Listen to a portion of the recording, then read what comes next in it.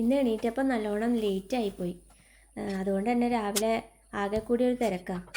ഇന്ന് മോൾക്ക് ട്യൂഷനില്ല, അതുകൊണ്ട് ഒരു 8 മണിയാകുമ്പോഴേക്കും പോയാൽ മതി. അതുകൊണ്ട് വേഗം അരി അടുപ്പത്തിട്ടു. ക്ലാസ് 2 ദിവസം അവധി കൊടുക്കുമ്പോൾ കുട്ടികൾക്ക് മടി പിടിക്കുന്ന പോലെ എനിക്കും മടി പിടിച്ചു. അതുകൊണ്ട് തന്നെ ഇന്ന് രാവിലെ അലാറം അടിച്ചിട്ടും ഞാൻ എണീറ്റില്ല.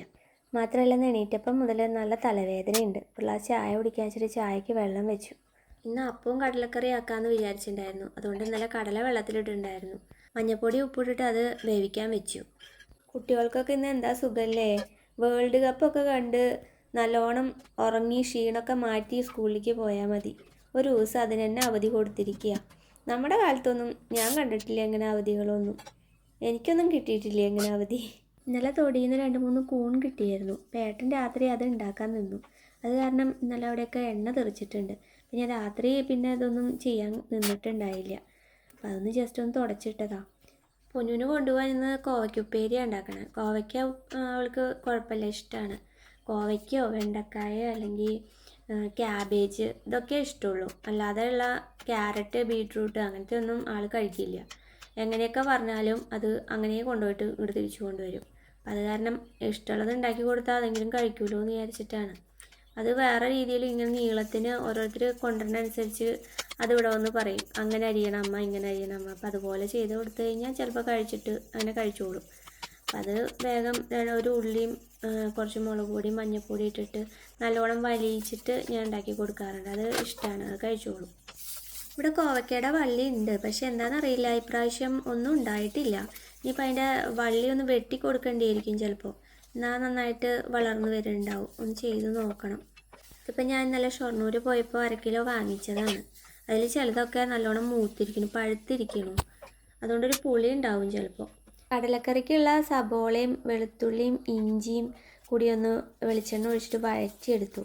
അതിലേക്ക് ഒരു തക്കാളിയുടെ പകുതി അതാണ് ഇട്ടിട്ട് അതും കൂടി ഇട്ടിട്ടൊന്ന് വഴറ്റി എടുക്കണം. അപ്പം അതിലേക്ക് പൊടികളായിട്ട് നമ്മുടെ മഞ്ഞൾപ്പൊടി, മല്ലിപ്പൊടി, മുളക് പൊടി, ഗരം മസാലപ്പൊടി, പിന്നെ കുറച്ച് ചിക്കൻ മസാലയും കൂടി, ഈസ്റ്റേൻ്റെ മസാലപ്പൊടിയാണ് ഇടാറ്. അത് ഒരു സ്പൂണ് ഇട്ടിട്ട് നല്ലോണം വഴറ്റി പച്ചമണമൊക്കെ പോയി കഴിയുമ്പോൾ അതിലേക്ക് ഒരു തക്കാളിയും കൂടി ഇടും. ഒരു തക്കാളി ഇല്ല, തക്കാളിയുടെ പകുതി അതും കൂടി ഇട്ടിട്ട് നല്ലോണം വഴറ്റിയിട്ട് അത് നല്ലോണം അരച്ചെടുക്കും. അരച്ചെടുത്തിട്ടാണ് ഞാനത് കടലയിൽ ചേർക്കാറ്. അതിൻ്റെ ഇടയിൽ ചോറ് വാർത്ത് വെച്ചു. അതിൻ്റെ ഇടയിൽ കോവയ്ക്കുപ്പേരി ഞാൻ ഇടയ്ക്കിടയ്ക്ക് ഇളക്കി കൊടുക്കുന്നുണ്ട് കേട്ടോ. അത് നല്ലോണം വലിഞ്ഞ് കിട്ടിയാലാണ് അതൊരു ടേസ്റ്റ് ഉണ്ടാവുള്ളൂ. മുരിഞ്ഞ് കിട്ടില്ലേ, ഏകദേശം അതുപോലെ. അത്രയും ആവുമെന്ന് അറിയില്ല. സമയം അവൾക്ക് വൈകിയാൽ ഞാൻ ചിലപ്പോൾ സ്റ്റോപ്പ് ചെയ്യും. അപ്പോൾ അത് ചെറിയ അടുപ്പിലേക്ക് മാറ്റി വെച്ചു. എന്നിട്ട് വലിയ അടുപ്പിലേക്ക് ഞാൻ കടലയുടെ മസാല ഉണ്ടാക്കാൻ വേണ്ടിയിട്ട് അത് പാൻ അടുപ്പത്ത് വെച്ചു. അതിലേക്ക് ഞാനൊരു പച്ചമുളകും ഒരു സബോളയും പകുതി തക്കാളിയില്ലേ, ഒരു പകുതി തക്കാളി ഞാൻ അരയ്ക്കാൻ എടുത്തു. ബാക്കി പകുതി തക്കാളി ഈ വഴറ്റണയിലേക്ക് ഇട്ടിട്ടാണ് ഞാൻ വഴറ്റിയെടുക്കുക ചെയ്യുക. സവോളയും തക്കാളിയും കൂടി വഴറ്റിയത് ചൂടാറിയപ്പോൾ അത് ഞാൻ വേഗം അരച്ചെടുത്തു. എന്നിട്ടത് ആ പാനിലേക്ക് ഒഴിച്ചു കൊടുത്തു. കടല വെന്തതിൽ നിന്ന് 2 സ്പൂൺ കടല എടുത്തിട്ടിട്ട് അതും കൂടി അരച്ച് ഇതിലേക്ക് കൂടെ ഒഴിച്ചു കൊടുത്തു. അതിപ്പോൾ നമ്മൾ യൂട്യൂബിലൊക്കെ കണ്ടിട്ടുണ്ട് പലരും അങ്ങനെ ചെയ്യണത്. അപ്പോൾ ഞാൻ അങ്ങനെ ചെയ്ത് അങ്ങനെ നോക്കിയതാണ്. അപ്പോൾ എനിക്കും കുഴപ്പമില്ല, നല്ല കൊഴുപ്പ് കിട്ടും. അതുകൊണ്ട് ഞാനും പിന്നെ അങ്ങനെ തന്നെയാണ് ചെയ്യാറ്. ഞാൻ കടലയും വെന്ത കടലയും അതും അതിലേക്ക് ഒഴിച്ചു കൊടുത്തു. കോവയ്ക്കുപ്പേരിയൊക്കെ റെഡിയായി, അത് ഓഫ് ചെയ്തു. അതിൻ്റെ ഇടയിൽ അപ്പം ഉണ്ടാക്കാൻ വേണ്ടിയിട്ട് എടുത്തു. അപ്പം ഇന്നലെ രാത്രി ഞാൻ അരച്ച് വെച്ചതാണ് മാവ്. പച്ചരി തേങ്ങയും കൂട്ടി അരച്ചിട്ട് എടുത്ത് വെച്ചതായിരുന്നു. അപ്പോൾ അതിന്നിപ്പോൾ രാവിലേക്ക് പൊന്തിയൊന്നുമില്ല കാര്യമായിട്ട്. ഞാൻ ഈസ്റ്റും അങ്ങനെയൊന്നും ഇട്ടിട്ടില്ല, വെറുതെ ഇത് മാത്രമേ അരച്ച് ഒഴിച്ചിട്ടുള്ളൂ.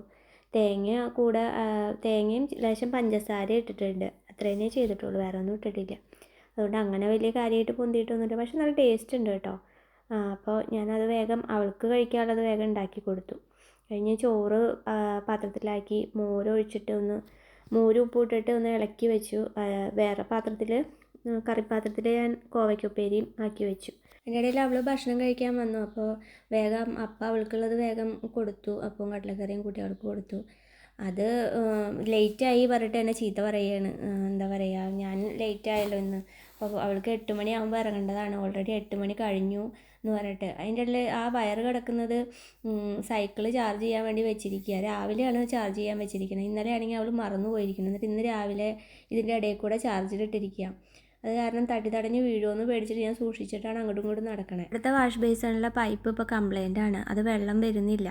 വെള്ളം കുറേശ്ശെ നൂല് പോലെ വരുന്നുള്ളൂ. അപ്പോൾ ഇന്നലെ ഏട്ടൻ അതൊക്കെ അഴിച്ചൊക്കെ കരട് എന്തെങ്കിലും ഉണ്ടെങ്കിൽ കളയാൻ വേണ്ടിയൊക്കെ നോക്കി. പക്ഷേ നോക്കുമ്പോൾ അതിൽ കരടൊന്നുമില്ല. പക്ഷേ അതിൻ്റെ ബോൾ ജാമായിട്ടിരിക്കുകയെന്നാണ് പറഞ്ഞത്. ഇനി അത് മാറ്റണം, വേറെ പൈപ്പ് വാങ്ങിയിടണം. പിന്നെ വാങ്ങിത്തരാമെന്ന് പറഞ്ഞിട്ടുണ്ട്. അപ്പോൾ എന്താ വെച്ച് കഴിഞ്ഞാൽ കയ്യിലൊക്കെ കഴുകണമെങ്കിൽ അകത്തേക്ക് പോയിട്ട് അവിടെ നിന്ന് കഴുകിക്കൊണ്ട് വരണം. അപ്പോൾ അങ്ങോട്ടും ഇങ്ങോട്ടും ഓടൽ തന്നെയാണ്. അങ്ങനെ അത് വേഗം അവൾക്കുള്ളത് കൊടുത്തു. അത് ചൂടാണെന്ന് പറഞ്ഞിട്ട് അത് വിഷമിച്ചിരിക്കുന്നുണ്ട്. അതിൻ്റെ ഇടയിൽ വെള്ളം എടുത്ത് കൊടുക്കാൻ പറഞ്ഞിട്ട് ഏട്ടനോട് പറഞ്ഞപ്പോൾ അതൊക്കെ എടുത്തിട്ടിരുന്നാൽ പോരെ, വെറുതെ അവിടെ ഇവിടെ നോക്കി നിൽക്കണം എന്തിനാന്നൊക്കെ പറഞ്ഞിട്ട് ചീത്ത പറഞ്ഞിട്ട് അതിൻ്റെ മുകളിൽ ഒളിപ്പിച്ചിട്ടിരിക്കുക. ഞാൻ വേഗം സൈക്കിളൊക്കെ എടുത്തിട്ട് പുറത്തേക്ക് വെച്ച് കൊടുത്തു. പോകാൻ നേരം ആകുമ്പോഴേക്കും വൈകണ്ടല്ലോ വിചാരിച്ചിട്ട് വേഗം ഞാൻ തന്നെ എടുത്ത് പുറത്തേക്ക് വെക്കാറ്, അല്ലെങ്കിൽ ഏട്ടൻ വെച്ച് കൊടുക്കും. വേഗം പുറത്തേക്ക് വെച്ച് കൊടുത്തു. ഞാൻ വേഗം വന്ന് അപ്പോഴേക്കും അപ്പം നേരത്തെ വെച്ചത് അതെപ്പോഴും എനിക്ക് സംഭവിക്കണത്, അത് ചിലപ്പോൾ കരിഞ്ഞു പോകും. ഭാഗ്യത്തിന് കരിഞ്ഞിട്ടൊന്നും ഉണ്ടായില്ല. അപ്പോൾ ഞാൻ വേഗം അത് മാറ്റിയിട്ട് അടുത്തത് വെച്ച് കൊടുത്തു. വേഗം ലൈറ്റൊക്കെ ഓഫ് ചെയ്തിട്ട് ഗേറ്റ് തുറക്കാൻ പോയി. ഗേറ്റ് തുറന്ന് വെച്ചിട്ടുണ്ടായില്ല.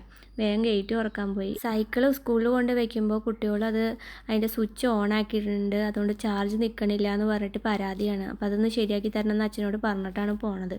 ഞാൻ വേഗം ഗേറ്റ് തുറന്ന് അവിടെ വണ്ടികൾ ഏതെങ്കിലും വരുന്നുണ്ടോ എന്നൊക്കെ നോക്കിയിട്ടാണ് അവളോട് ഇറങ്ങിക്കോളാൻ പറയാറുള്ളത്. ഞങ്ങളുടെ വീടിൻ്റെ നേരെ ഓപ്പോസിറ്റ് മീഷോൻ്റെ ഒരു കൊറിയർ ഓഫീസാണുള്ളത്. അപ്പോൾ അവർ നോക്കുമായിരുന്നു ഞങ്ങൾ എന്താ ഈ വീഡിയോ ഒക്കെ എടുക്കണേന്നുള്ളത്.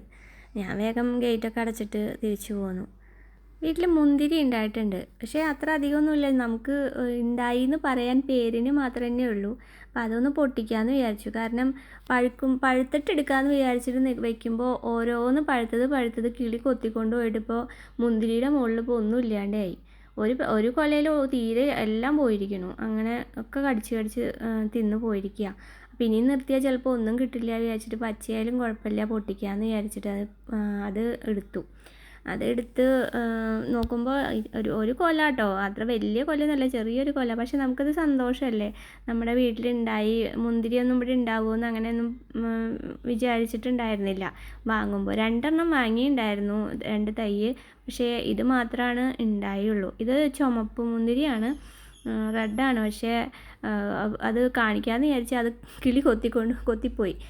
മയിലുണ്ടെന്നുണ്ടെങ്കിൽ മയിൽ കയറി ഇരുന്നിട്ട് അത് ഫുള്ള് അത് ഉണ്ടാവുന്ന ടൈമിൽ തന്നെ അത് മുഴുവൻ പറിച്ച് തിന്നിട്ട് പോവും. അങ്ങനെയാണ്. അപ്പോൾ ഞാനത് പൊട്ടിച്ച് വെച്ചു. അല്ലെങ്കിൽ അതും കൂടി കിട്ടാണ്ടേ ആയിപ്പോവും. ഞാൻ വേഗം വന്നിട്ട് കറികളും ഒക്കെ പാത്രമൊക്കെ ഒഴിച്ച് വേറെ പാത്രത്തിലേക്ക് ആക്കി ആ പാത്രമൊക്കെ കഴുകി വെക്കാമെന്ന് വിചാരിച്ചു. 2 അപ്പം കൂടിയും ചുട്ടെടുത്ത് ബാക്കി അപ്പോൾ ഇനിയിപ്പോൾ കഴിക്കാൻ നേരത്തെ ചുട്ടെടുക്കാമെന്ന് വിചാരിച്ചു. ബാക്കി പാത്രങ്ങൾ കഴുകി അവിടേക്ക് ഒന്ന് തുടച്ചു. അത് കഴിഞ്ഞിട്ട് ഞാൻ പിന്നെ അടിച്ചുവാരലൊക്കെ കഴിച്ചിട്ട് വേഗം കുളിക്കാമെന്ന് വിചാരിച്ചു. ഒരു പൈപ്പിൽ തീരെ വെള്ളം വരില്ല, അതുകൊണ്ട് ഞാൻ മോട്ടർ അടിച്ചിരിക്കുക. മോട്ടർ അടിക്കുമ്പോൾ നേരിട്ട് വരുന്ന പൈപ്പിൽ മാത്രമേ വെള്ളം വരുള്ളൂ. അത് എപ്പോഴും നമുക്ക് മോട്ടർ അടിച്ചിട്ട് എടുക്കാനും പറ്റില്ലല്ലോ, ടാങ്ക് നിറഞ്ഞു പോകും. അപ്പോൾ അടിക്കാനും പറ്റില്ല. അപ്പോൾ ഞാൻ എന്തായാലും ഇന്നിപ്പോൾ ഏട്ടൻ പൈപ്പ് മാറ്റിത്തരാമെന്ന് പറഞ്ഞിട്ടുണ്ട്. അതൊന്ന് ഓർമ്മിപ്പിക്കണം എന്ന് പറഞ്ഞിട്ടുണ്ട്. ഞാൻ തന്നെ മറക്കും ചിലപ്പോൾ, അതാണ് പ്രശ്നം. അപ്പോൾ വേഗം അത് കഴിഞ്ഞ് അടിച്ചു വാരി വേഗം കുളിക്കാനുള്ള തയ്യാറെടുപ്പായിരുന്നു. കോട്ടുകൾ അവിടെ ഇവിടെയൊക്കെ മഴയത്ത് പോയിട്ട് വന്നിട്ട് ഊരിയിട്ടിട്ട് അതൊക്കെ ഒന്ന് ഉണങ്ങിയിട്ടുണ്ട്. അപ്പോൾ അതൊക്കെ ഒന്ന് മടക്കി വയ്ക്കാമെന്ന് വിചാരിച്ചു.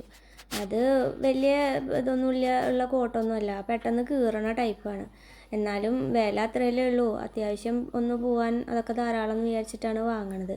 മഴയും കാര്യമായിട്ടൊന്നുമില്ലല്ലോ. അടിക്കലും തുടക്കലൊക്കെ കഴിഞ്ഞപ്പോൾ ഞാൻ വേഗം പോയി കുളിച്ചിട്ട് കുറച്ച് പൂ പൊട്ടിച്ചിട്ട് വന്നു. എൻ്റെ വിളക്ക് കൊളുത്താൻ വേണ്ടിയിട്ട് ഭഗവാന്റെ അവിടെയൊക്കെ പൂ വയ്ക്കാറുണ്ട്. അപ്പോൾ പൂ വെച്ച് വിളക്ക് കൊളുത്തി മുക്കുറ്റി പൊട്ടിച്ചിട്ടുണ്ടായിരുന്നു. മുക്കുറ്റി ചാന്തൊക്കെ എടുത്ത് തൊട്ടു. അത് കഴിഞ്ഞ് ഭക്ഷണം കഴിക്കാനായിട്ട് പോയി. ഭക്ഷണം 2 അപ്പമൊക്കെ ഉണ്ടാക്കി ഭക്ഷണമൊക്കെ കഴിച്ചു. അപ്പോൾ ഇത്രയേ ഉള്ളൂ കേട്ടോ രാവിലത്തെ വിശേഷങ്ങൾ. അപ്പോൾ എല്ലാവരും വീഡിയോ ഒക്കെ കണ്ട് ഇഷ്ടപ്പെടുകയാണെങ്കിൽ ഒന്ന് സബ്സ്ക്രൈബ് ചെയ്ത് സപ്പോർട്ട് ചെയ്യുക. അപ്പോൾ നാളെ മറ്റൊരു വീഡിയോ ആയിട്ട് കാണാം. Okay, bye, thank U.